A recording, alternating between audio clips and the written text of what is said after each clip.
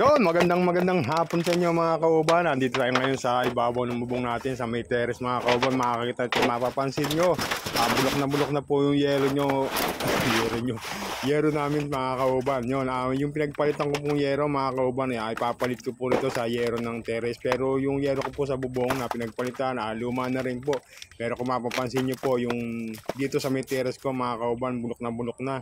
Dahil sa may puno po rito ng balimbing, sa may po tabi ng yero namin, kaya ito madaling nasira po yung yero namin mga kauban. So ito mga nagbabaklas na po ako rito mga kauban ng mga pinagpakuhan sa yung mga pako, ayaw na mabunot yung iba, napuputol na po mga kauban, kaya pinahirapan po ako nito.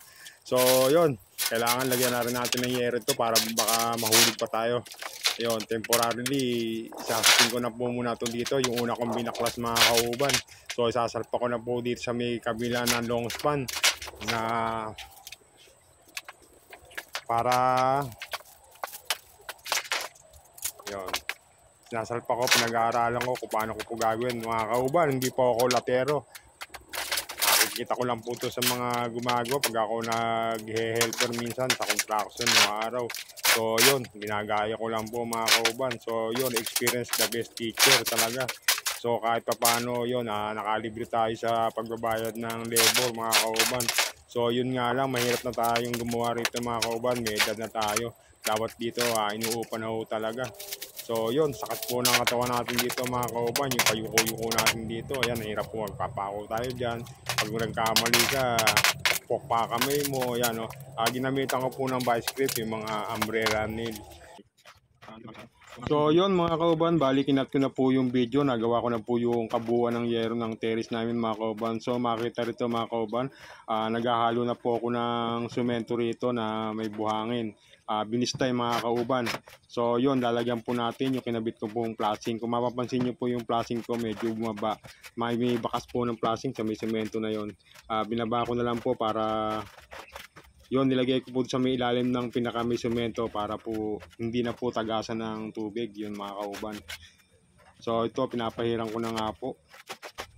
So ito, nilalagyan ko na po yung kabuuan ng kabang. Siguro meron itong habang 3 metro. Yun, nilalagyan po natin ng binistay na buhangin tsaka po ng punong semento. Para in case na umulan po, hindi po tatagas doon sa may loob namin mga kauban. Ayan o. Bali, kinat ko na po yung video, natapos ko na po yung paglalagay ng binistay na semento mga kauban. Ito, nilagyan ko na po naghahalo na po tayo rito ng puro. Ito na po yung i-apply natin mga kauban. Purong semento naman po ang ilalagay natin. So, bali, wala po akong gamit dito. Bali, kutsara lang. Ito, kumuha po tayo ng yero. So, kumuha po tayo ng kaprasong yero para po doon sa pagdakot po ng semento para mailagay po sa may kutsara ko mga kauban. So inumpisa ko, pero ang ginamit ko muna po rito yung yero.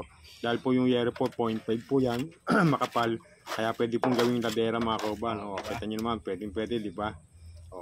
Pero hindi ko po tinuluyan mga kauban. Bali, ang ginamit ko talaga dyan totally, yung kutsara, yung yero po ginamit kong pandakot na lang po sa semento mga kauban.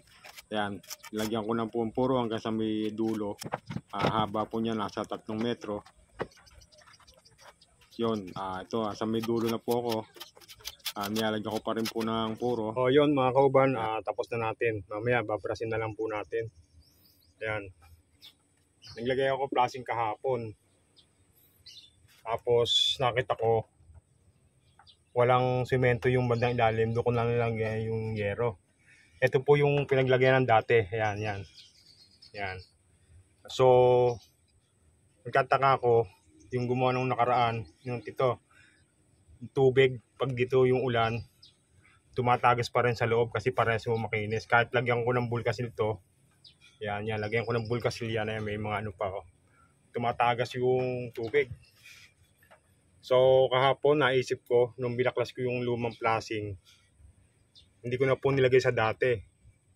Nilagay ko na sa may parting baba dahil hollow block lang, walang puro, walang pahid. Pinalalim ko yung itong liso. Doon ko nilagay, tsaka ako ngayon sinemento. So siguro aprobado naman yan dahil nilagyan ko na napailalim na ng semento yung yero, yung pinakaliso mga kauban. Hindi naman siguro tatagas na yung tubig niyan kahit dito permis yung ulan, hindi natatagas. So, yun, napag-aralan lang. Sinubukan, bumili ako ng 3 kilong semento, saka konting buhangin na nanghingi lang po ako. Shoutout po sa nahingihan ko ng binistay, mga 3 dakot. Yun, nai-apply ko na nga po rito. Yun, sana hindi na po siya tumagas. So, ito, papakita ko po sa inyo yung ginawa ko. Yan, yan yung ginawa ko noong nakarang araw. Yan, kung makakita nyo, luma din po yung yero. Yan po yung galing sa may itaas ko.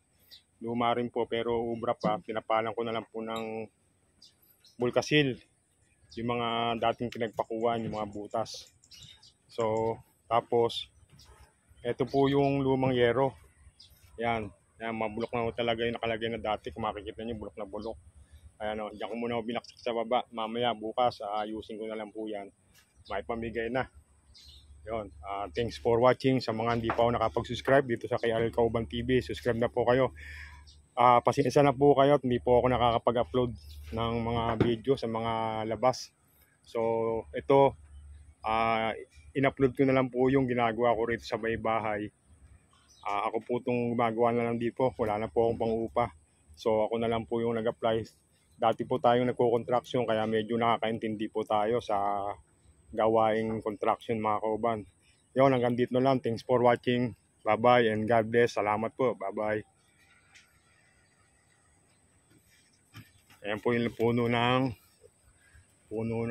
balingbing. Ayan po, nasa yero namin. Kaya mabilis mabulok.